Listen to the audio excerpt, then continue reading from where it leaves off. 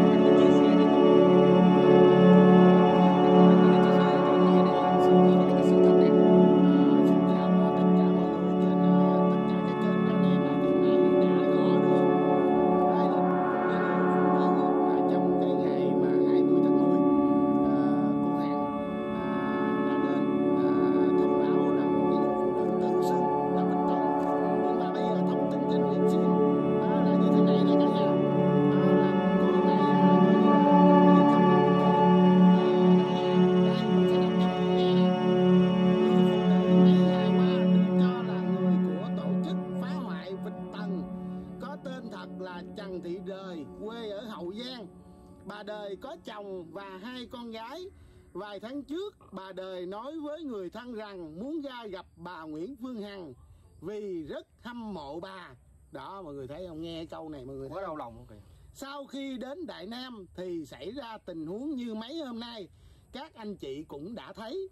Từ sau phiên live của bà Nguyễn Phương Hằng, bà Đời đã được cơ quan chức năng mời lên để làm rõ một số nội dung liên quan đến những câu chuyện xung quanh của buổi talk show. Cũng theo gia đình, bà Đời tâm lý không được bình thường, mang bệnh từ vài năm trước. Mọi người nghe thấy xót xa không? Mang bệnh từ vài năm trước. Khi gia đình hỏi về sự kiện hôm đó, bà trả lời rằng, mở ngoặc kép, ra hỏi bà Hằng phết, nếu bà Hằng chết thì cô chết. Cô sẵn sàng đi tù, vì đi tù ở SR là Sài Gòn, nó viết tắt á, sướng hơn ở quê, đóng ngoặc kép. Cái này mới không biết là thông cảm hay nên vô cảm nè. Thì phải nói rằng nghe qua cái câu chuyện này thì tất cả anh chị nghĩ như thế nào? Rồi riêng cá nhân anh em ở đây á thì thật sự cũng không có gì bất ngờ đối với cái thông tin này. Thật sự là mấy anh em cũng đã đoán trước rồi. Tại vì á, như anh chị cộng đồng mạng cũng nhìn thấy, cái cô này nhìn thấy khi mà đến gặp bà Hằng đó thì tâm lý bất ổn, cứ gục lên gục xuống rồi khóc. Đó là cái mà mình đoán. Nhưng mà bây giờ mọi người thấy rõ, và cái cô này đã xuất hiện trước đó rồi, đã đi bộ thấp thưởng, cái dáng đi của cô thấp thỏm khập khiễng như thế.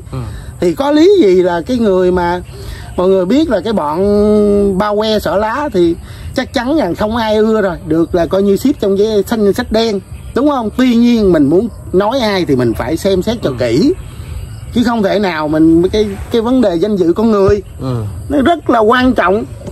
Bây giờ là coi như là một cái người như thế thì làm gì có lý do mà người của cái bọn bao que xỏ lá để mà đến để mà làm cái vấn đề mà cái vấn đề đó. Thì thật sự mà nói thì cộng đồng mạng người ta cũng đoán được, cũng cái mức độ chính xác rất là cao. Có nhiều anh chị nói rằng cô này cô khổ và nói chung là già yếu rồi, thì có làm được cái gì đâu. Thật sự chối gà không chặt nữa đó, nó thật sự luôn.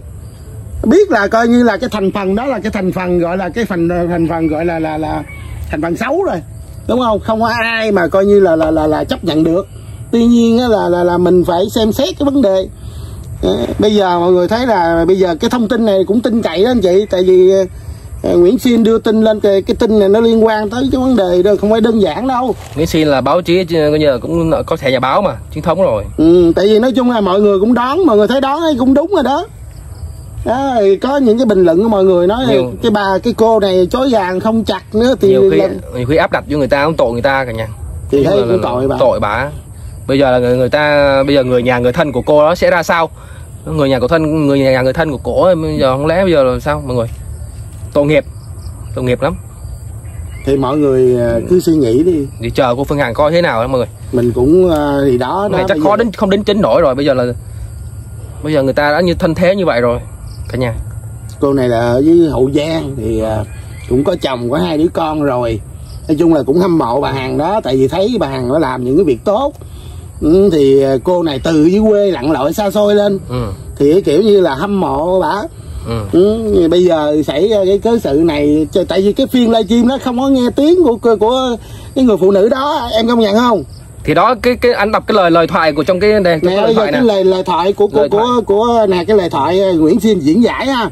Tức là bây giờ nè, cái này là lời thoại của khi mà cơ quan công an nè, họ nói rằng là bà trả lời rằng nè, ra hỏi bà Hằng, nếu bà Hằng chết thì cô chết, cô sẵn sàng đi tù vì đi tù ở Sài Gòn sướng hơn ở quê. Tức là bà nói những câu coi như là không có như mông lung thôi, nói chung là nó cũng phất phơ thôi cả nhà. Nói chung là kiểu là yêu thương cô Phương Hằng á, cô Phương Hằng đi thì bà này cũng đi vậy đó. Rồi nói câu là đi ở Sài Gòn nó sướng hơn này kia. Nói chung là cô cũng đã mông lung thôi, mà bây giờ là do là cô ta phát biểu nhỏ quá. Cái bà 4 mắt này cô nói phát biểu nhỏ quá. Bây giờ cô gọi ta là cô đúng không? Cô này chắc bao nhiêu tuổi, anh nắm từ bao nhiêu tuổi? Cô đeo mắt kiếng, cô đó cũng chắc cũng cỡ tầm 60 rồi đó, chặng 60 rồi đó. Thì nói chung là cô cũng đến Đại Nam này cũng nhiều đó. Thì cô hâm mộ mà, cô đi từ ngoài đi vào đi ra. Mình thấy cái bữa 12 tháng 10 có cô ấy đó. Thấy có người đi tham quan người ta quay lại đó cả nhà. Tức là nhiều lần cô ấy rất là thương cô Phương Hằng, muốn gặp, muốn kề cận đấy. Nhưng là người ta thương lòng, thật lòng cô Phương Hằng á. Mà tại sao không hiểu là cô Phương Hằng lại, chắc là cô cũng bí quá cả nhà. Em nghĩ là nếu mà cô bị fan của Sư Minh Tuệ nhiều người quay lưng, cô bí quá, cô nói đại thôi. Nhưng mà không ngờ cái tác hại, cái hậu quả mình nghĩ là nó quá là nghiêm trọng đến như vậy. Ảnh hưởng tới cái người phụ nữ kia nữa. Nó bây giờ bao nhiêu thì biết người ảnh hưởng cổ rồi, nhưng là không nên người nghèo mà mình không nên lôi ra để mà đùa giỡn đùa cợt. Mà khi mà cô Phương Hằng nói ra cái từ là tôi vì nước vì dân vì người nghèo mà không hiểu, chắc là do bí có thôi. Nói chung là cô cũng bí quá. Cái đó thì mình tự mọi người tự hiểu, tự hiểu đi, tự mọi người hiểu.